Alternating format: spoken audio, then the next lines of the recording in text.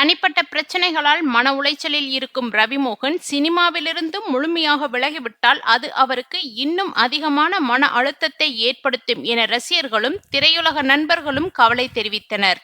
வேலைதான் அவருக்கு மீண்டும் மன உறுதியை தரும் என்ற கருத்தும் சமூக வலைதளங்களில் அதிகமாக பகிரப்பட்டது. இந்த நிலையில் ரவிமோகனின் நெருங்கிய நண்பரான நடிகர் கார்த்தி முக்கிய பங்கு வகித்திருப்பதாக தற்போது தகவல்கள் வெளியாகியுள்ளன. சமீபத்தில் கார்த்தி நேரில் சந்தித்து ரவிமோகனிடம் நீண்ட நேரம் பேசி ஆறுதல் கூறியதாக கூறப்படுகிறது.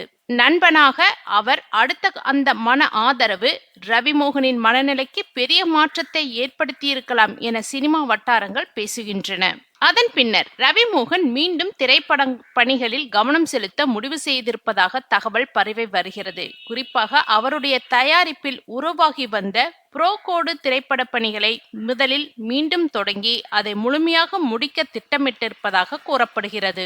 ஒரு கட்டத்தில் இனி நடிப்பே வேண்டாம் என்ற மனநிலைக்கு சென்ற நடிகர் நண்பர்களின் ஆறுதலால் மீண்டும் கம்பேக் முடிவெடுத்திருக்கிறார் என்ற தகவல் ரசிகர்களுக்கு நிம்மதியை கொடுத்துள்ளது. தனிப்பட்ட புயல்களை கடந்து ரவிமோகன் மீண்டும் பழைய உற்சாகத்துடன் திரைக்கு திரும்புவாரா என்பது ரசிகர்களின் எதிர்பார்ப்பாக உள்ளது.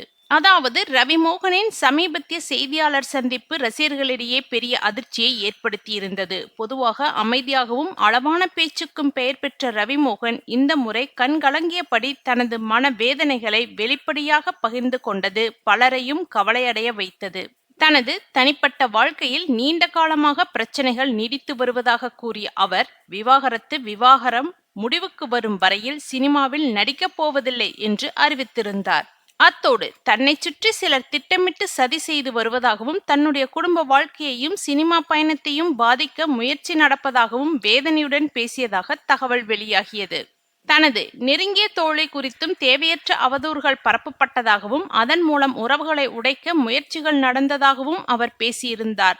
தொடர்ந்து மன அழுத்தத்தில் இருப்பதாகவும் தான் திருமண வாழ்க்கையில் இருக்கும்போது அவர்களுக்கு அடிமையாக இருப்பதாக சில பிளாக் மேஜிக் செய்து வைக்கப்பட்டது. இப்போது தொடர்ந்து செய்து கொண்டிருக்கிறார்கள். அதனால் நான் இரத்த வாந்தி எடுத்துக் கொண்டிருக்கிறேன் என்று சில அதிர்ச்சிகரமான குற்றச்சாட்டுகளையும் சொல்லியிருந்தார்.